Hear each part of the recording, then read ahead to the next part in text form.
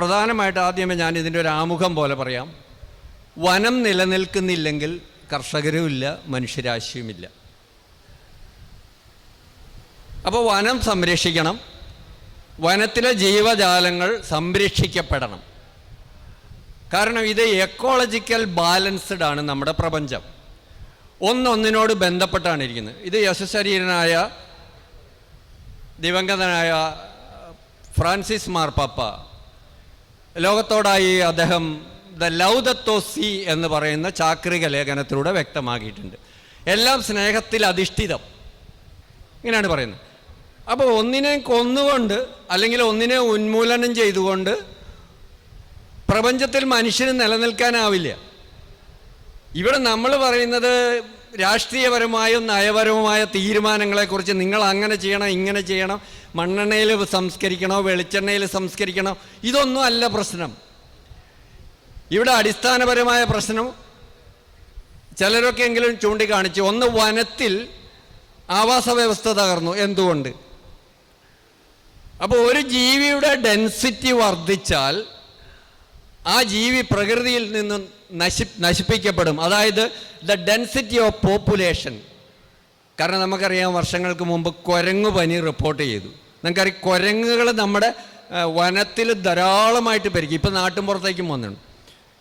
വിദൂര ഭാവിയിൽ ഞാൻ നടത്തിയ ഒരു പഠനം, നിങ്ങൾ ഉദ്ദേശിക്കുന്ന പോലെ സയൻറ്റിഫിക്കലായി നടത്തിയതല്ല, ഞാൻ പ്രാക്ടിക്കലായി. പക്ഷെ ഞാനൊരു കാര്യം പറയാം, കുരങ്ങുകൾ രോഗം വന്ന് ചാകും. ഇപ്പോൾ കർണാടകത്തിൽ കഴിഞ്ഞ ആഴ്ചയിൽ മാധ്യമങ്ങൾ റിപ്പോർട്ട് ചെയ്തു ആനകൾക്ക് ക്ഷയരോഗം.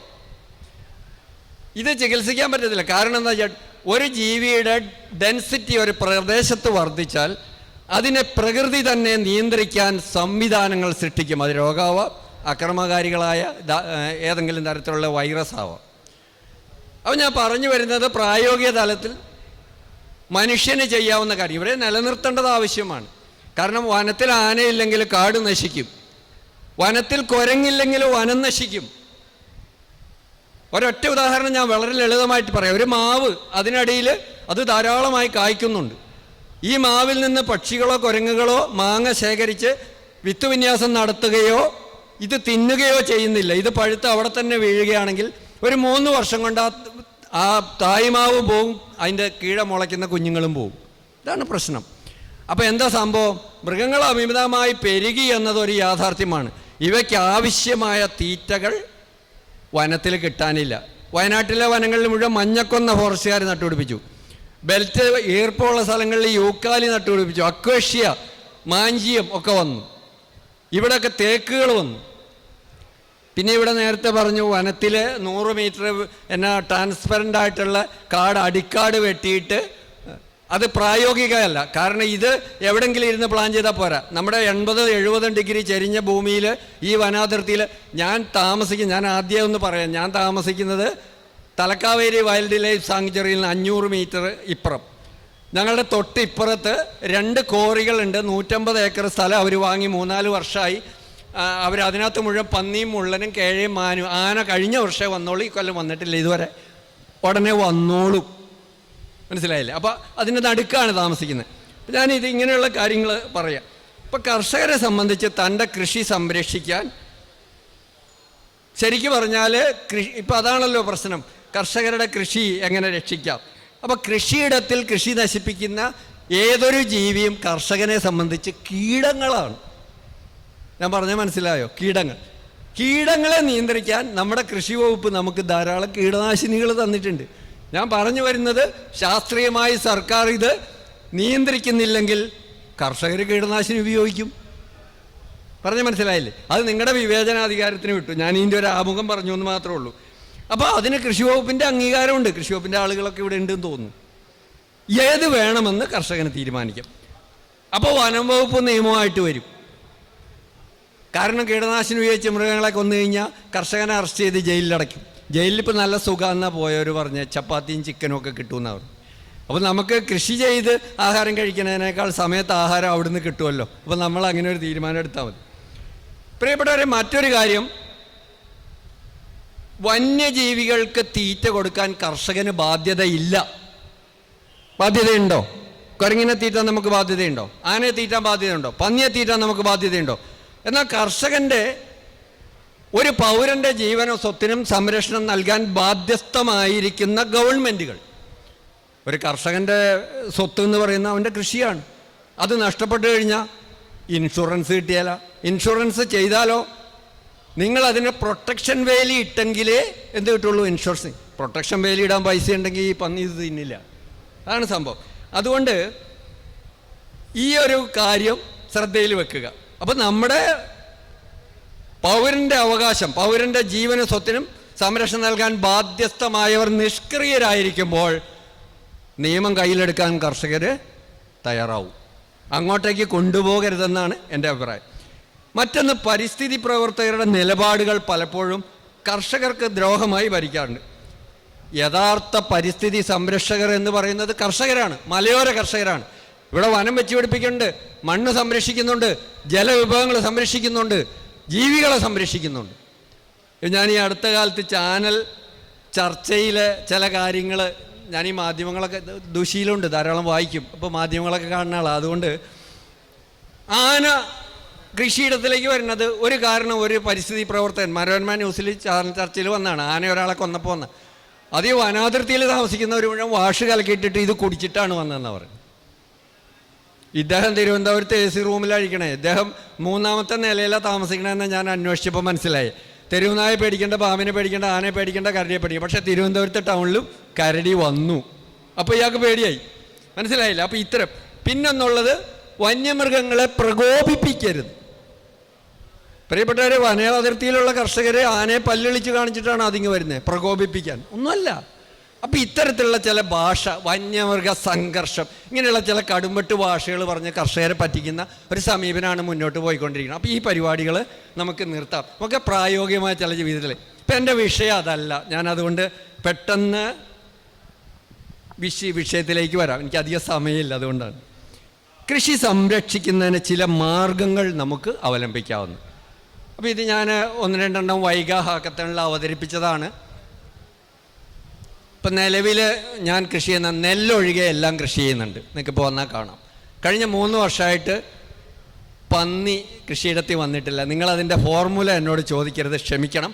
കുരങ്ങിൻ്റെ ഫോർമുല ഞാൻ ഓപ്പണായി കൊടുത്തു. കാരണം 2021 വൈഗ ഹാക്കത്തോണിൽ ഈ പ്രബന്ധം അവതരിപ്പിച്ചതാണ്.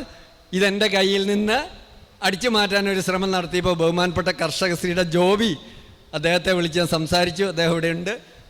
ഇതൊന്ന് എയർ ചെയ്യാമോ, ഒന്ന് വാർത്തയായിട്ട് പുറത്തു കൊടുക്കാമോ എന്ന് ചോദിച്ചു. അങ്ങനെ അദ്ദേഹമാണത് 2021 ജൂൺ മാസത്തെ കർഷകശ്രീ മാസികയിലൂടെ ഇത് അച്ചടിച്ച് വന്നുകൊണ്ട് ഇത് കണ്ടുപിടിച്ച ആളിൻ്റെ പേരിൽ തന്നെ അത് നിൽക്കുന്നത്. അല്ലേ അതിനകത്ത് ഇച്ചിരി കുട്ടിക്കൂറ പൗഡറും കൂടി ഇട്ടിട്ട് ഇത് വേറെ ആരെങ്കിലും പാറ്റൻ്റ് എടുത്തേനെ. മനസ്സിലായല്ലോ ഇതിൻ്റെ കുഴപ്പം എവിടെയാണ് കിടക്കുന്നതെന്ന്.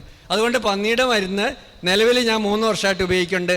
എല്ലാ കിഴങ്ങ് വിളകളും കൃഷി ചെയ്യുന്നുണ്ട്, മില്ലറ്റ്സ് കൃഷി ചെയ്യുന്നുണ്ട്, വാഴ കൃഷി ചെയ്യുന്നുണ്ട്. ഇന്ന് വന്നാലും കാണും, ഇന്ന് രാവിലെയും കൂടി പന്നി വന്നിട്ടില്ല.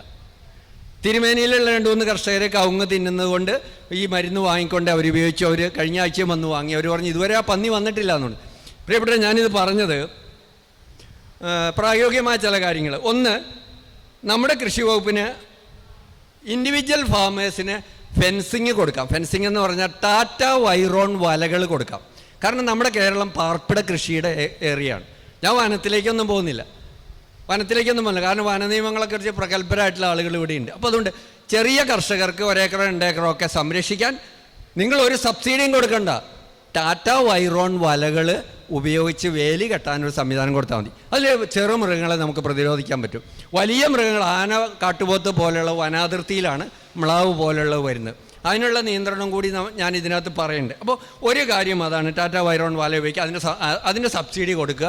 അത് പ്രായോഗികമായിട്ട് ടാറ്റ കമ്പനിക്ക് ചെയ്യാൻ പറ്റുന്നുള്ളൂ. അപ്പോൾ അതുകൊണ്ട് ഇത് നമ്മുടെ ജില്ലാ പഞ്ചായത്തിൻ്റെ പ്ലാനിങ് ബോർഡിലുണ്ട്, ഞങ്ങളത് അവിടെ വെച്ചിട്ടുണ്ട്. അവരത് പ്രോജക്റ്റ് ആക്കുമോ ഇല്ലയോ എന്നുള്ളത് അറിയില്ല. കൃഷി വകുപ്പിൻ്റെ ആളുകളൊക്കെ ഇവിടെ ഉണ്ട്. രണ്ടാമത്തേത്, ഈ കറണ്ട്, സോളാർ, വെയിൽ എന്നിവ ഫലപ്രദമല്ല. കാരണം എനിക്ക് 3 ദിവസമായി കറണ്ട് വന്നിട്ട്. നമ്മൾ വേലിയിടും, കറണ്ട് കണക്ഷൻ കൊടുക്കും, പക്ഷേ മഴക്കാറ് കയറുമ്പോഴേക്ക് കറണ്ട് പോകും. നമ്മുടെ മലയോരത്തെ പ്രശ്നം അതാണ്. അതുകൊണ്ട് ഇത് ഫലപ്രദമല്ല, പ്രായോഗികവുമല്ല. അപ്പം ഞാൻ പറഞ്ഞു വന്നത്, ഇപ്പോൾ ഒരു അത്യാഹിതം ഉണ്ടായി, ഒരാളെ ആന കൊന്നു, അല്ലെങ്കിൽ ഒരു കാട്ടുപന്നി ഒരു മനുഷ്യനെ റബ്ബർ വെട്ടാൻ പോയ ഒരാളെ ആക്രമിച്ചു കൊന്നു. വിദഗ്ധർ സ്ഥലം സന്ദർശിച്ച് നടപടിയെടുത്തു. നിങ്ങൾക്കറിയാം, രാജഗിരി ടൗണിലെ ആ പള്ളിയുടെ പുറകിലിട്ടൊരു ചെറുപ്പക്കാരനെ ആന കൊന്നു 2 വർഷം മുമ്പ്. കാട്ടുപന്നി ഇടയ്ക്കിടയ്ക്കൊക്കെ റബ്ബർ വെട്ടുകാരെ ഉപദ്രവിക്കുന്നുണ്ട്. ഫോറസ്റ്റ് വകുപ്പിൻ്റെ ഏറ്റവും ഉന്നത ഉദ്യോഗസ്ഥൻ വരും, കൃഷി വകുപ്പിൻ്റെ ഉദ്യോഗസ്ഥൻ വരും, ഒരു ഫോട്ടോ എടുക്കും, ചാനലിലിടും, കഴിയും. ഞങ്ങളിത് അഭിമുഖീകരിച്ചുകൊണ്ടിരിക്കുന്ന പ്രശ്നം. ഞാൻ കർഷകനായതുകൊണ്ട് ഞങ്ങൾ അഭിമുഖീകരിക്കുന്ന പ്രശ്നമാണ്. അതുകൊണ്ട് ഈ പരിപാടി നിർത്തണം. പ്രായോഗികമായ നടപടി ഉണ്ടാവണം. കർഷകൻ്റെ ജീവൻ നഷ്ടപ്പെട്ടാൽ ആ ജീവനോപാധി, അവനെ ആശ്രയിച്ച് കഴിയുന്ന കുടുംബത്തിന് ജീവിക്കാൻ ഉതകുന്ന ജീവിതോപാധി ഉണ്ടാക്കി കൊടുക്കണം. കാരണം അത് പൗരൻ്റെ ജീവനും സ്വത്തും സംരക്ഷിക്കാൻ ഗവൺമെൻറ് പ്രതിജ്ഞാബദ്ധമാണ്. അങ്ങനെ സത്യപ്രതിജ്ഞ ചെയ്ത് അവർ കയറുന്നത്, അതവിടെ ചെയ്യണം. ഇനി വേറൊരു കാര്യം പറയാം. ഒരിക്കൽ ഈശ്വരാധീനം കൊണ്ട് ഒരു ഗുണമുണ്ട് കേട്ടോ. നമ്മുടെ ഈ അടുത്ത കാലത്ത് ഇറങ്ങിയ കടുവകളെയും പുലികളെയും എല്ലാം നമ്മുടെ വനം വകുപ്പും മയക്കുവെടി വെച്ചു. ഒറ്റൊന്നും ജീവനോടെ ഇല്ല. നല്ല വെടിക്കാരായിരുന്നു ഇവരെല്ലാവരും. രണ്ടാമതൊരു കാര്യം, 6-7 മാസം മുമ്പ് മാനന്തവാടി ടൗണിലൂടെ ഒരു ആന വന്നു. ഞാൻ ആ വയനാട്ടുകാരൻ, എനിക്ക് കൃത്യമായിട്ട് ഈ ആനയെ വെടിവെച്ച് ലോറിയിൽ കയറ്റി എവിടെയോ കൊണ്ട് ഡംപ് ചെയ്തപ്പോഴേക്ക് ആന വീണ് ചത്തു. ഞാൻ പറഞ്ഞു, നമ്മുടെ വനം വകുപ്പിൽ മോശക്കാരല്ല, നല്ല വെടിക്കാരുണ്ട്. ഈ പഞ്ചായത്ത് പ്രസിഡന്റ് അറിയാൻ വയ്യാത്തതുകൊണ്ട് അവരെ പിടിക്കാത്തത്. ഏതായാലും ഈ മയക്കോടി വെച്ചോടെ ആന ചത്തു. അപ്പോൾ ഈ കാര്യത്തിന് തീരുമാനമാകുന്നുണ്ട്. ഞാൻ ആരെയും കുറ്റപ്പെടുത്തല്ല, ഇവിടെ വനം വകുപ്പിൻ്റെ ആളുകളൊന്നുമില്ല. ഇപ്പോൾ എല്ലാ ഫോറസ്റ്റിൻ്റെ ഉൾപ്രദേശങ്ങളിലും മഞ്ഞക്കൊന്ന, യൂക്കാലി, അക്വേഷ്യ, മാഞ്ചിയം ഇങ്ങനെയുള്ള സാധനങ്ങൾ വെച്ച് പിടിപ്പിക്കുകയാണ്. മഞ്ഞക്കൊന്ന എന്താണെന്ന് അറിയാം, ആസ്ട്രേലിയൻ വൃക്ഷമാണ്. യൂക്കാലി, മാഞ്ചിയം, അക്വേഷ്യ ഒക്കെ ആസ്ട്രേലിയൻ വൃക്ഷം. കോള എന്ന് പറയുന്ന ഒരു കരടി വർഗത്തിൽപ്പെട്ട ജീവിയുടെ ഭക്ഷണമാണത്. ഇവിടെ ആ സാധനമില്ല.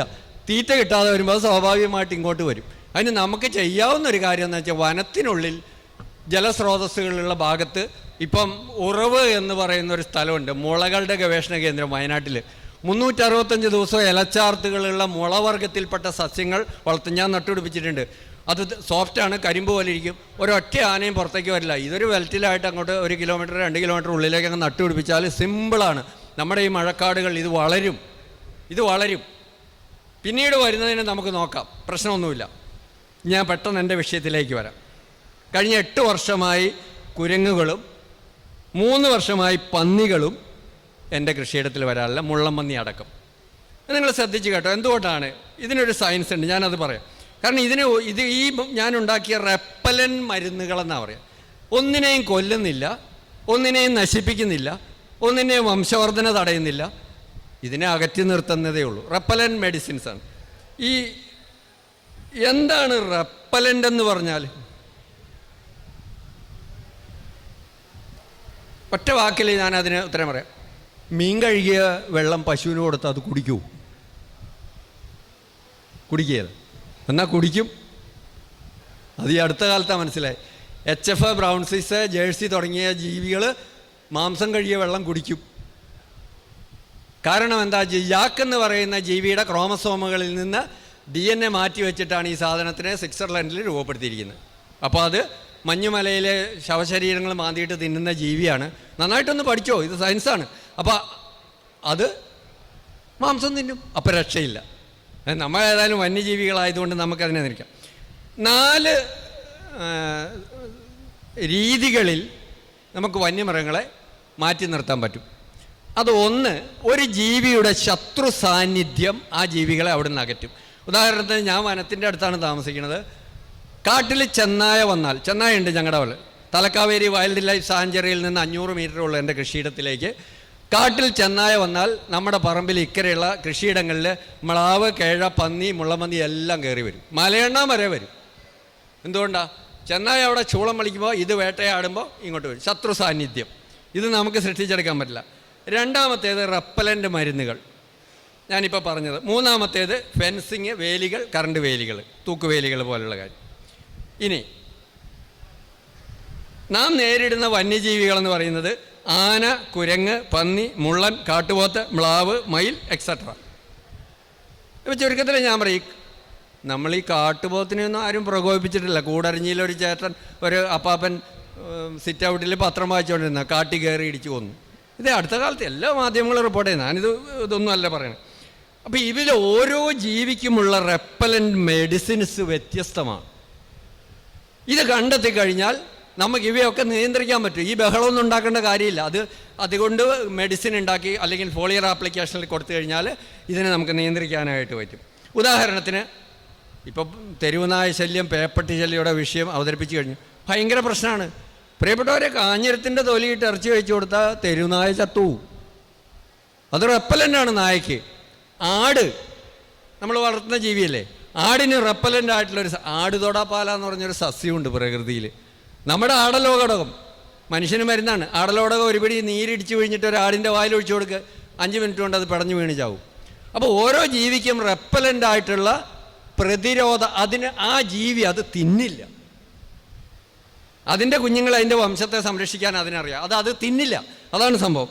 അപ്പോൾ പ്രകൃതിയിൽ എല്ലാ ജീവികൾക്കും പോയിസണമായ സസ്യങ്ങളുണ്ട്. അവ ഈ ജീവികൾ ആഹരിക്കുകയില്ല. അതിൻ്റെ ഗന്ധം അവയെ അവിടെ നിന്ന് അകറ്റും. അപ്പം 4 തരത്തിൽ നമുക്ക്, അല്ലെങ്കിൽ 3 തരത്തിൽ നമുക്ക് ഇവയെ റെപ്പലൻ്റ് ചെയ്യാം. ഒന്ന്, ഗന്ധം, ശബ്ദം, പ്രകാശം. അതിൽ ശബ്ദം പര്യാപ്തമല്ല. ഇപ്പോൾ പറയും കുരങ്ങോ എന്നിട്ട് പടക്കം പൊട്ടിച്ചോ എന്ന്. പന്നിക്ക് പടക്കം പൊട്ടിച്ചോളാൻ വേണ്ടി. പ്രിയപ്പെട്ടവരെ, ഞാൻ താമസിക്കുന്നതിൻ്റെ വലത് ഭാഗത്ത് തലക്കാവേരി വൈൽഡ് ലൈഫ് സാങ്ച്വറി, ഇടത് ഭാഗത്ത് രാജഗിരി ഗ്രാനൈറ്റ്സ്. 150 ഏക്കർ അക്വയർ ചെയ്തിട്ടിരിക്കുകയാണ് കോറ മാഫിയ. ഇതിനകത്ത് മുഴുവൻ കാട്ടുപന്നിയും മുള്ളനും കേഴയും മ്ലാവും എല്ലാം ഉണ്ട്. തൃശ്ശൂർ പൂരത്തിന് വെടിക്കെട്ട് നടത്തുന്നതിനേക്കാൾ കഷ്ടമായിട്ടാണ് ഈ മിനിങ്ങാന്ന് വരെ വെടി പൊട്ടിക്കൊണ്ടിരുന്നത്. ഒരു 5 മണിയാകുമ്പോഴേക്ക് പന്നി കയറി വരും. അപ്പോൾ ഈ ശബ്ദം കൊണ്ട് പ്രയോഗമല്ല. പിന്നൊന്നുള്ളത് പ്രകാശമാണ്. പല ചേട്ടന്മാരും പറഞ്ഞു, വീടിൻ്റെ മുറ്റത്ത് ഞാൻ പത്തിയോട് കപ്പയിട്ടതുള്ളൂ, ലൈറ്റ് ഇട്ട് വച്ചിരുന്ന പന്നി കൃത്യമായിട്ട് വെട്ടം കണ്ടിട്ട് അത് കുത്തിയിട്ട് പോയി. അപ്പോൾ പ്രകാശവും രക്ഷയില്ല. പിന്നെ ഇന്നുള്ളത് ഗന്ധമാണ്. ഇതാണ് റെപ്പലൻ്റ് മരുന്നുകളുടെ നിർമ്മാണത്തിൽ പ്രധാനം. മനുഷ്യനെ അപേക്ഷിച്ച് മൃഗങ്ങളുടെ ഘ്രാണശേഷി 120 മടങ്ങാണ്. അത് ആനകളുടെ അതിലും കൂടിയതാണ്. ഞാൻ പഠിച്ചത് അങ്ങനെ. കഴുതപ്പുലിക്കും വളരെ കൂടിയ ഘ്രാണശേഷിയാണുള്ളത്.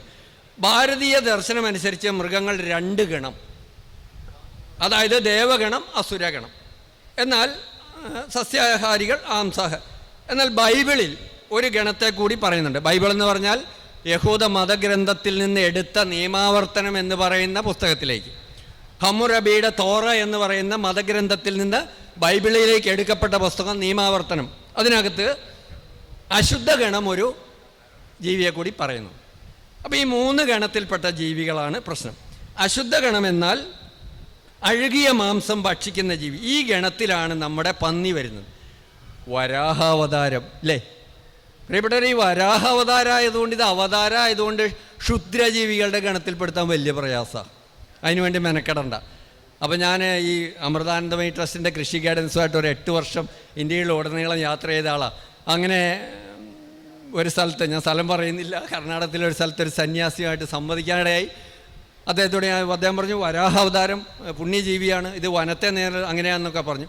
അപ്പോൾ ഞാൻ ചോദിച്ചു, ഈ അവതാരങ്ങൾ ഏതൊക്കെയാണ്, ദശാവതാരങ്ങൾ? മത്സ്യക്കൂർമ്മ വരാഹേച്ച ഇങ്ങനെ പറഞ്ഞു. അപ്പോൾ ഞാൻ ചോദിച്ചു, അല്ല മത്സ്യം, ഇദ്ദേഹത്തിന് മത്സ്യം ഭയങ്കര ഇഷ്ടമാണ്, ഇദ്ദേഹം അത് കഴിക്കും, മത്സ്യാവതാരമല്ലേ? അത് കാന്താരി ഇട്ട് പൊരിച്ച് കഴിഞ്ഞാൽ കുഴപ്പമില്ല. മനസ്സിലായല്ലോ? അപ്പോൾ പ്രിയപ്പെട്ടവരെ, ചിലതിന് മതപരമായിട്ടുള്ള ചട്ടക്കൂടുകളിലേക്ക് നമ്മൾ വലിച്ചിഴക്കപ്പെടുകയാണ്. ഒന്നുമില്ല, ഇവിടെ മലയോര കർഷകർ ജാതി മത ഭേദമന്യം അനുഭവിച്ചുകൊണ്ടിരിക്കുകയാണ്. ഇതിനെ നമുക്ക് നിയന്ത്രിച്ചേ പറ്റുള്ളൂ. നിയന്ത്രിക്കാൻ സംവിധാനങ്ങളുണ്ട്, മാർഗമുണ്ട്. ഞാൻ ഈ ചെയ്യുന്ന ഗവേഷണങ്ങളൊക്കെ എന്ന് പറഞ്ഞാൽ സ്വന്തം പോക്കറ്റിൽ നിന്ന് കാശെടുത്ത് ഇങ്ങനെ എവിടെയും ക്ലാസ്സിന് പോകുമ്പോൾ കിട്ടുന്ന ഓണററിയൊക്കെ ഉപയോഗിച്ചിട്ട് ഈ സാധനങ്ങൾ മേടിക്കുന്നത്. വലിയ ഗവേഷണങ്ങൾ നടത്തുന്നത്. അപ്പോൾ അതുകൊണ്ട് നമ്മുടെ സുഹൃത്തുക്കളൊക്കെ ഇവിടെ ഇരിപ്പുണ്ട്, അവർക്കൊക്കെ അറിയാം. അപ്പോൾ ഞാൻ ഈ പറഞ്ഞ 3 ഗണത്തിൻ്റെയും ഭക്ഷ്യശൃംഖലകൾ തമ്മിൽ യോജിക്കില്ല.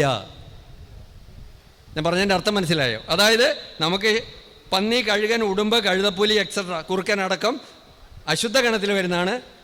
കുരങ്ങ്, മാൻ, പശു മുതൽ അങ്ങോട്ടുള്ള സസ്യാഹാരികൾ ദേവഗണത്തിൽ വരുന്നതാണ്. പുലി, കടുവ, സിംഹം പോലുള്ളവ അസുരഗണത്തിൽ വരുന്നത്. ഈ 3 ജീവികളുടെയും ഭക്ഷ്യശൃംഖലകൾ തമ്മിൽ യോജിക്കാത്തത് കൊണ്ട് ഈ ഭക്ഷ്യശൃംഖലകൾ ഉപയോഗിച്ച് കൊണ്ട് തന്നെ ഇതിനെ നമുക്ക് റെപ്പൽ ചെയ്യാൻ പറ്റും, അകറ്റി നിർത്താൻ പറ്റും. വിൻസ്റ്റൺ ചർച്ചിൽ 2ാം ലോകമഹായുദ്ധത്തിൽ വാക്ക് പറഞ്ഞു, ആയുധം കൊണ്ടുള്ള യുദ്ധം കഴിഞ്ഞു, ഇനി ഭക്ഷണത്തിലൂടെയാണ് യുദ്ധം. മനസ്സിലായല്ലോ? അതായത് ഒരു രാജ്യത്തിൻ്റെ ഭക്ഷ്യശൃംഖലയിൽ സ്വാധീനം ചെലുത്താൻ മറ്റൊരു രാജ്യത്തിന് സാധിക്കുമെങ്കിൽ, ഇപ്പം നമ്മൾ കണ്ടില്ലേ വെള്ളം പൂട്ടി പാകിസ്ഥാൻ, അല്ലേ? നിസ്സാര സാധനം, ഭക്ഷണം മാത്രമല്ല, അവിടെ അത് സാധനം ഉണ്ടാവില്ല, അത് തന്നെ പ്രശ്നം. അപ്പോൾ ഇതുപയോഗിച്ച് നമുക്ക് അവൈലബിൾ ആയിട്ടുള്ള, നമ്മൾ ആരോടും പരാതി പറഞ്ഞിട്ട് കാര്യമില്ലേ, സ്വന്തം കർഷകർക്ക് ഇത് ഉണ്ടാക്കിയെടുക്കാൻ പറ്റും. അരോചകമായ രുചിയോ മണമോ ഒരു ജീവിയുടെ ഭക്ഷ്യശൃംഖലയിൽ സൃഷ്ടിച്ചെടുക്കാൻ കഴിഞ്ഞാൽ ആ ജീവിയെ അവിടെ നിന്ന് അകറ്റി നിർത്താം, മനുഷ്യനൊഴികെ. മനസ്സിലായല്ലോ? അരോചകമായ രുചിയോ മണമോ ഒരു ജീവിയുടെ ഭക്ഷ്യശൃംഖലയിൽ സൃഷ്ടിച്ചെടുക്കാൻ കഴിഞ്ഞാൽ ആ ജീവിയെ അവിടെ നിന്ന് അകറ്റി നിർത്താം. മനുഷ്യൻ അരോചകമായ രുചിയുള്ളത് കഴിക്കില്ല. നമ്മുടെ ബീവറേജൊക്കെ നമുക്ക് കഴിക്കാൻ പറ്റുമോ? മനസ്സിലായില്ലേ? അപ്പോൾ അതിൻ്റെ രുചി. അപ്പോൾ ഇതാണ് ഈ മരുന്നിൻ്റെ തത്വം, ഇതിൻ്റെ ബേസിക് റൂൾ. ഈ വിഷയത്തിൽ കൂടുതൽ ഗവേഷണങ്ങൾ നടക്കണം. നമ്മുടെ ഗവേഷണ സ്ഥാപനങ്ങൾ തിരുവനന്തപുരം മുതൽ കാസർഗോഡ് വരെ കുറേ അധികം ഗവേഷണ സ്ഥാപനങ്ങളുണ്ട്. കീടപ്രതിരോധ മരുന്നുകൾ, മിത്ര കീടങ്ങൾ, മിത്ര പ്രാണികൾ, റെപ്പലൻ, കുമിളുകൾ എല്ലാം ഉണ്ടാക്കുന്നുണ്ട്. ഈ വിഷയത്തിൽ ഞാനിതാ കർഷകശ്രീക്കൊരു വെല്ലുവിളി തരികയാണ്. ഈ വിഷയത്തിൽ ഗവേഷണം നടത്താൻ നമ്മുടെ കാർഷിക സർവകലാശാലകൾക്ക് നിർദ്ദേശം കൊടുക്കാൻ പറ്റുമോ? ആ രീതിയിൽ സംഗതി നടക്കും. ഇത് സ്പ്രേ ചെയ്ത് കഴിഞ്ഞാൽ ഒരു മൃഗവും തീറ്റ തിന്നില്ല, നമ്മുടെ നെല്ലും തെങ്ങും ഒന്നും തിന്നില്ല, നമുക്ക് പ്രശ്നമൊന്നുമില്ല. ഞാനത് കുരങ്ങിൻ്റെ മരുന്ന് പറയുമ്പോൾ നിങ്ങൾക്ക് മനസ്സിലാവും.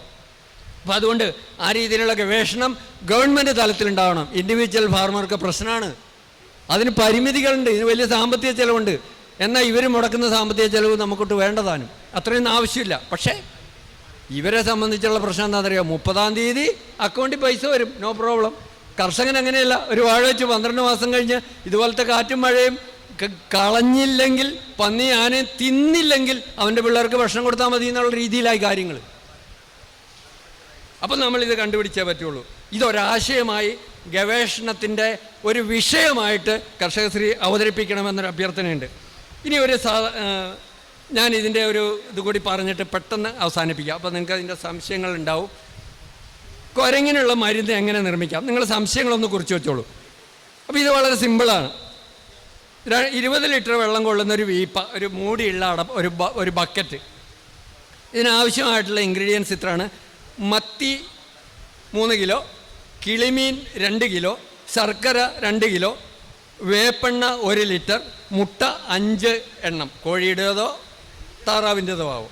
ഇത് കുരങ്ങിനുള്ള പ്രതിരോധ മരുന്നാണ്. പക്ഷേ ഇത് കണ്ടുപിടിച്ചത് കുരങ്ങിനുള്ളതാണെങ്കിലും ഗോവയിൽ ഒരു വലിയ കശുമാവ് കർഷകൻ ഡ്രോൺ ഉപയോഗിച്ചിത് തളിച്ചിട്ട് കാട്ടുപോത്ത്, മ്ലാവ്, കേഴമാൻ എന്ന് വേണ്ട എല്ലാം പോയി എന്നാണ് പറഞ്ഞു. ഒറ്റൊന്ന് പറമ്പിക്കേട്ടില്ല. ഇത് നമ്മുടെ പറമ്പിലാണെങ്കിലും പശു പുല്ല് തിന്നത്തില്ല, ആടും തിന്നത്തില്ല. ഇത് റെപ്പലൻ്റാണ്. ഒരു ഫോളിയർ ആപ്ലിക്കേഷനുള്ള വളമായിട്ടോ മരുന്നായിട്ടോ എങ്ങനെ വേണമെങ്കിൽ നിങ്ങൾക്ക് ഉപയോഗിക്കാം. അപ്പോൾ ഇത് ആവശ്യമുള്ള സാധനം ഇതാണ്: ഒരു അടപ്പുള്ള വീപ്പ, മത്തി 3 കിലോ, കിളിമീൻ 2 കിലോ, ശർക്കര 2 കിലോ, വേപ്പെണ്ണ 1 ലിറ്റർ, ബാർ സോപ്പ് 30 ഗ്രാം ഈ വേപ്പെണ്ണ ലഭിക്കാൻ വേണ്ടി, മുട്ട 5 എണ്ണം, ഏതെങ്കിലും മൃഗത്തിൻ്റെ 1/2 കിലോ മാംസം. ഇനി ഇതിൻ്റെ നിർമ്മാണ രീതി പറയാം. ശർക്കര പൊടിച്ച് മീനുമായി കലർത്തി വയ്ക്കുക. 5 മുതൽ 7 ദിവസം വരെ. നമുക്ക് ഫിഷ് അമിനോ ആസിഡ് ഉണ്ടാക്കണം, അല്ലെങ്കിൽ വെള്ളം ചേർക്കരുത്. അപ്പോൾ ഇത് ഉരുകി ഈ വെല്ലത്തിൻ്റെ ലായനിയുമായിട്ട് ചേർന്ന് വീപ്പയിലുണ്ടാവും. ഈ മീൻ നമുക്ക് ചൂടുവെള്ളത്തിലൊന്നും കഴുകുന്നതല്ല, കാരണം ഫോർമാലിൻ ചേർക്കാത്തത് കിട്ടുമെന്ന് അറിയില്ല. അതുകൊണ്ട് അതിൽ ബാക്ടീരിയ പ്രവർത്തിക്കത്തില്ല, അതുകൊണ്ടാണ് അതിൻ്റെ പ്രശ്നം. അപ്പം 5 മുതൽ 7 ദിവസം വരെ കഴിഞ്ഞ് 30 ഗ്രാം ബാർ സോപ്പ് 5 ലിറ്റർ വെള്ളത്തിൽ ലയിപ്പിച്ച ശേഷം ഈ മീൻ ഇരിക്കുന്ന പാത്രത്തിലേക്ക് ഒഴിക്കുക. ബാർ സോപ്പും വേപ്പെണ്ണയും കൂടി മിക്സ് ചെയ്ത ശേഷം ഇതിലേക്ക് ഒഴിക്കുക. ഈ ലായനിയിലേക്ക് 1/2 കിലോ മാംസം ചുട്ട് കരിച്ച് പൊടിച്ച് ചേർക്കുക. ഇനി ഇതെന്തിനാണെന്ന് പറയാം. മീൻ, മുട്ട, ഈ സാധനം മിശ്രിതം നമുക്കറിയാം. ഇതിന് അരോചകമായ മണം, രുചി സൃഷ്ടിക്കാൻ കഴിയും. ദേവഗണത്തിൽ പെടുന്ന കുരങ്ങ് നമ്മളിത് കൃഷിയിടത്തിൽ സ്പ്രേ ചെയ്ത് കഴിഞ്ഞാൽ അതിൻ്റെ കയ്യിൽ പറ്റും. ഇതിന് ആഹാരം കഴിക്കാൻ പറ്റില്ല. ഇതിങ്ങനെ മേത്തിട്ട് തൂത്തോണ്ട് നടങ്ങും. ഈ മണം ഉള്ളിടത്ത് കുരങ്ങ് ഇര തേടി വരില്ല, ആഹാരം തേടി വരില്ല. അത് പിന്നെ പശു ആവട്ടെ, കാട്ടുപോത്താവട്ടെ, മ്ലാവാവട്ടെ, കേഴമാനാവട്ടെ ഒക്കെ അങ്ങനെ തന്നെയാണ് ചെയ്യുക. അപ്പോൾ ഇത് 1 ലിറ്റർ 15 ലിറ്ററോ 20 ലിറ്ററോ നേർപ്പിച്ച് നമുക്ക് സ്പ്രേ ചെയ്യാം. ഇനി ഈ മാംസം ചുട്ട് കരിച്ച് എന്തിനാണ് ചേർക്കുന്നത്? ഇതൊരു പ്രധാനപ്പെട്ട സംഭവമാണ്. പ്രിയപ്പെട്ടവരെ, നമ്മുടെ ഹിന്ദു മിത്തോളജി അനുസരിച്ച് നമ്മൾ പണ്ടൊക്കെ സഞ്ചയനം നടത്തും. ഞാൻ പറഞ്ഞു, ഞങ്ങൾ വയനാട്ടിൽ, അതായത് അവിടെ പ്രായമുള്ള ആളുകൾ ഹിന്ദു ഇതനുസരിച്ച് മരിച്ചത് നമ്മൾ ദഹിപ്പിക്കും. മാവ് വെട്ടിയിട്ടാണ് ദഹിപ്പിക്കുക. ഈ ദഹിപ്പിച്ച സ്ഥലം ഒരു തറ പോലെ ഇങ്ങനെ കിടക്കും. നിങ്ങൾക്കും നിരീക്ഷിക്കുക. ഇപ്പോൾ പിന്നെ സംസ്കാരത്തിന് സംവിധാനങ്ങളായതുകൊണ്ടാണ്. 3-4 വർഷം അവിടെ ധാരാളം പുല്ല് വളർന്ന് നിൽക്കും. ആടോ പശുവോ പോത്തോ ഒരു ജീവിയും ആ പുല്ല് തിന്നില്ല. ഇപ്പം ഞാൻ ആദ്യം പറഞ്ഞു, മനുഷ്യൻ്റെ ഘ്രാണശേഷി അപേക്ഷിച്ച് മൃഗങ്ങളുടെ ഘ്രാണശേഷി 120 മടങ്ങാണ്. അത് ഓരോ ജീവിക്കും വ്യത്യസ്തമായിരിക്കും. അപ്പം മാംസം കത്തിയ ഗന്ധമുള്ള സ്ഥലത്ത് ആരും വരില്ല, മൃഗങ്ങൾ ഇര തേടി വരില്ല എന്നോർത്ത് നമുക്കിത് ചുട്ട് ഇതാക്കാൻ പറ്റുമോ? ഇതിന് ഒരു ശാസ്ത്രീയമായ തെളിവുണ്ട്. അതായത് പെപ്പറിങ് എന്ന് പറയുന്ന ബയോഡൈനാമിക്കിലെ ഒരു രീതിയുമായിട്ട് ഇതിന് ബന്ധമുണ്ട്. എന്താണ് പെപ്പറിങ്? വളരെ പെട്ടെന്ന് ഞാൻ പറയാം. ഒരു ജീവിയെ പിടിച്ച് ചുട്ടുകരിച്ച് ഭസ്മമാക്കി അതിൻ്റെ വെള്ളത്തിൽ കലർത്തി അതിൻ്റെ പൊട്ടൻസി വർദ്ധിപ്പിച്ച ശേഷം കൃഷിയിടത്തിൽ സ്പ്രേ ചെയ്താൽ അതിനെ അകറ്റി നിർത്താം. അതായത് കൃഷിഗീത പറയുന്നു, ഒരു ജീവിയും അതിൻ്റെ ശ്മശാനത്തിൽ ജീവിക്കാൻ ഇഷ്ടപ്പെടുന്നില്ല, അത് അകന്നു പോകും. ഉദാഹരണത്തിന് ഇപ്പോൾ ഞാനൊരു ഉദാഹരണം പറയാം. പാമ്പ് സ്ഥിരമായി കയറുന്ന പൊത്തിൽ ഒരു ചെറിയ പാമ്പിനെ തല്ലിക്കൊന്ന് ആ പൊത്തിലേക്കിട്ട് ഇത് അവിടെ കിടന്ന് അഴുകി ദ്രവിച്ച് നശിച്ചു പോയി കഴിഞ്ഞാൽ ഈ പാമ്പ് ആ പൊത്തിൽ കയറില്ല. പരീക്ഷിച്ചോ? ഞാൻ പരീക്ഷിച്ച് വിജയിച്ച കാര്യമാണ്. അതുകൊണ്ട് ഇത്തരത്തിലുള്ള പ്രയോഗങ്ങൾ നമുക്കിതിനെ നിയന്ത്രിക്കാൻ പറ്റും. അപ്പം പന്നി എന്ന് പറയുന്ന ജീവി, വളരെ ചുരുക്കി പറയാം, പന്നി എന്ന് പറയുന്ന ജീവി മാലിന്യത്തിൽ നിന്ന് ശരീരപോഷണം സ്വീകരിക്കുന്ന ജീവിയാണ്. മാലിന്യത്തിൽ നിന്ന് ശരീരപോഷണം സ്വീകരിക്കുന്ന ജീവി. അതുകൊണ്ട് തന്നെ പന്നി മാംസം ഭക്ഷ്യയോഗ്യമല്ല എന്ന് യഹൂദ മതം നിഷ്കർഷിക്കുന്നു. യഹൂദ മതത്തിൽ നിന്ന് വേർതിരിഞ്ഞ ഇസ്ലാം മതം, പാഴ്സി മതം, യഹൂദർ, ഈ 3 മതസ്ഥരെ പന്നി മാംസം ഭക്ഷിക്കില്ല, നസ്രാണികൾ ഭക്ഷിക്കും. മനസ്സിലായില്ലേ? അപ്പോൾ ഇതിൻ്റെ കാരണം എന്താണെന്ന് പറഞ്ഞാൽ ഈ മാലിന്യത്തിൽ നിന്ന് പോഷണം സ്വീകരിക്കുന്ന ജീവിയുടെ മാംസം ആഹാരത്തിൽ ഉൾക്കൊള്ളിച്ചാൽ ഐക്യു, നമ്മുടെ ബുദ്ധിപരമായ വളർച്ചയെ അത് സ്വാധീനിക്കും. ഇത് ഞാൻ പറഞ്ഞതല്ല, കാൾ യൂങ് എന്ന് പറയുന്ന മനഃശാസ്ത്രജ്ഞൻ വളരെ വ്യക്തമായി പറഞ്ഞിട്ടുണ്ട്. ഒരു ശിശു ജനിക്കുന്ന പശ്ചാത്തലം അതിൻ്റെ സ്വഭാവത്തെ സ്വാധീനിക്കും. അത് മൃഗങ്ങളാവട്ടെ മനുഷ്യനാവട്ടെ. അപ്പോൾ വിവേചനാധികാരം നിങ്ങൾക്ക് തന്നിരിക്കുന്നു. ഇതിനെ നിയന്ത്രിക്കാൻ 5 തരം പച്ചമരുന്നുകളും വെള്ളത്തിൽ ലയിച്ചു പോകാത്ത തരം എണ്ണയുമാണ് ആവശ്യം. ഞാൻ ഫോർമുല തരുന്നില്ല, ഓരോ കർഷകർക്കും കണ്ടുപിടിക്കാം. 5 തരം പച്ചമരുന്നുകൾ, അത് പന്നി തിന്നാത്ത സാധനങ്ങൾ. ഈ സസ്യത്തിൻ്റെ സാന്നിധ്യത്തിൽ അത് ഇരതേടില്ല. അങ്ങനെയെങ്കിൽ ഈ സസ്യത്തിൻ്റെ ഗന്ധം നമ്മുടെ കൃഷിയിൽ സ്പ്രെഡ് ചെയ്യാൻ കഴിഞ്ഞാൽ പന്നി അവിടെ വന്നിട്ട് പോകും. കഴിഞ്ഞ 3 വർഷമായിട്ടുള്ള എൻ്റെ അനുഭവമാണ്. ഇന്ന് രാവിലെ വരെ വന്നിട്ടില്ല. ഓക്കെ, അപ്പോൾ ഇതാണ്. അപ്പം ആനയ്ക്കും ഇത്തരത്തിലുള്ള റെപ്പലൻ്റ് മെഡിസിൻസ് ഉണ്ട്, ചിലവേറിയതാണ്. ഒരിക്കൽ ഞങ്ങൾ ഉണ്ടാക്കിയതാണ്. ബഹുമാനപ്പെട്ട തോമസേട്ടൻ അവിടെ ഇരിപ്പുണ്ട്. മുള്ളൻ പന്നിക്ക് പെപ്പറിങ് ഫലപ്രദമാണ്. മുള്ളൻ പന്നിക്ക് എല്ലാവരുടെയും പ്രശ്നം അതാണ്. തെങ്ങ് തിന്നുന്നു, അത് തിന്നുന്നു, ഇത് തിന്നുന്നു. പെപ്പറിങ് എന്ന് പറഞ്ഞാൽ മുള്ളൻ പന്നിയുടെ മുള്ള് ശേഖരിക്കുക, ഇത് ചുട്ടുകരിച്ച് പൊടിച്ച് ഭസ്മമാക്കിയ ശേഷം അതിൻ്റെ പൊട്ടൻസി വർദ്ധിപ്പിക്കുന്ന ഒരു രീതിയുണ്ട് ബയോഡൈനാമിക്കിൽ. അങ്ങനെ ആ ജലത്തിൽ കലർത്തി അതിനെ സ്പ്രേ ചെയ്ത് കഴിഞ്ഞാൽ മുള്ളൻ പന്നി ആ പ്രദേശത്ത് ഇര തേടി വരില്ല. നമ്മൾ ഈ വംശത്തെ ഇല്ലാതാക്കുകയല്ല, ഇതിനെ മാറ്റി നിർത്തുകയാണ്. ഇനി പെപ്പറിങ് എന്ന് പറയുന്ന രീതി നമ്മുടെ കേരള സമൂഹത്തിന് വളരെ പരിചിതമാണ്. ഞാനൊരു ഉദാഹരണം പറയാം. ഉഴവൂരെന്ന് പറയുന്ന സ്ഥലം കേട്ടിട്ടുണ്ടോ? കുറച്ച് പ്രായമുള്ളവർക്കറിയാം. ഈ ഉഴവൂര് പ്രദേശത്ത് ഗോത്ര വിഭാഗത്തിൽപ്പെട്ട ഒരു ജനവിഭാഗം ഉണ്ടായിരുന്നു. അവർ കൊയ്ത്ത് കഴിഞ്ഞ വയലുകളിൽ എലികളുടെ മാളങ്ങൾ മാന്തി എടുത്തിട്ട് നെല്ലും എലിയെയും പിടിക്കും. ഈ എലിയെ അവർ ചുട്ട് ചമ്മന്തിയാക്കും, അല്ലെങ്കിൽ ചുട്ട് കഴിക്കും. ഇത്തരത്തിൽപ്പെട്ട ആളുകൾ ഒരു വീട്ടിലോ അല്ലെങ്കിൽ ഒരു കച്ചിത്തുറുവിൻ്റെ അടുത്തോ വന്നാൽ ഈ കച്ചിത്തുറുവിനകത്തുള്ള എലി ചാടി സ്ഥലം വിടും. എന്താണെന്നറിയാവോ? ഈ എലിയെ ചുട്ട് തിന്നുന്ന ആളിൻ്റെ വേർപ്പിൻ്റെ ഗന്ധം ആർക്ക് കിട്ടും? അപ്പോൾ എൻ്റെ ശത്രു വന്നിട്ടുണ്ട്, അതുകൊണ്ട് ഞാൻ രക്ഷപ്പെടും. അപ്പോൾ ഈ മേഖലയിലൊക്കെ ഗവേഷണങ്ങൾ ഫലപ്രദമാണ്. ഞാനിതിവിടെ വൈൻഡപ്പ് ചെയ്യാണ്. 20 ലിറ്റർ വെള്ളം കൊള്ളുന്നൊരു വീപ്പ, 3 കിലോ മത്തി, 3 കിലോഗ്രാം മത്തി, നമ്മുടെ ഏറ്റവും മോശം മത്തി, അഴുകി തുടങ്ങിയ മത്തി, 2 കിലോഗ്രാം കിളിമീൻ. ഇതെന്തുകൊണ്ടാണെന്ന് വെച്ചാൽ ഈ കിളിമീൻ ഭയങ്കര ഉളുമ്പ് നാറ്റമാണ്. മത്തിയും ശർക്കരയും ഈ കിളിമീനും കൂടെ മിക്സായി ഉരുകി കഴിയുമ്പോൾ ഭയങ്കര ഉളുമ്പ് നാറ്റമാണ്. അപ്പം കിളിമീൻ, 5 കോഴിമുട്ട, അത് ഈ വെല്ലവും മത്തിയും ശർക്കരയും പൊടിച്ചിടുന്ന കൂട്ടത്തിൽ 5 കോഴിമുട്ട കൂടി നമ്മൾ ഉടച്ചിടണം, തൊണ്ടോട് കൂടി. അതിൻ്റെ തൊണ്ട് മാറ്റേണ്ട ആവശ്യമില്ല. ഈ ചീമുട്ടയുടെ പ്രയോഗം അറിയാലോ, എനിക്കിതുവരെ കിട്ടിയിട്ടില്ല. അത്രയും നല്ല ഗന്ധമാണ്. പ്രിയപ്പെട്ടവരെ, ഇത് സ്പ്രേ ചെയ്യുമ്പോൾ നമുക്ക് വലിയ ഗന്ധമൊന്നും അനുഭവപ്പെടില്ല. പക്ഷേ മൃഗങ്ങൾക്ക് ഞാൻ പറഞ്ഞല്ലോ, ഒരു 3 മാസം വരെ ഇത് കൃത്യമായി കിട്ടും. വളരെ സിമ്പിളാണ്. അപ്പോൾ ഞാൻ പറഞ്ഞ മത്തി, കിളിമീൻ എഴുതിയോ? കോഴിമുട്ട, 1 ലിറ്റർ വേപ്പെണ്ണ, 30 ഗ്രാം ബാർ സോപ്പ്. ഈ വേപ്പെണ്ണ ലയിപ്പിക്കാനാണ്. ഏതെങ്കിലും മൃഗത്തിൻ്റെ 1/2 കിലോ മാംസം, അത് ഞാൻ പറഞ്ഞു, അതിൻ്റെ കാരണവും പറഞ്ഞു. ക്ലിയർ ആയില്ലേ? ഓക്കെ.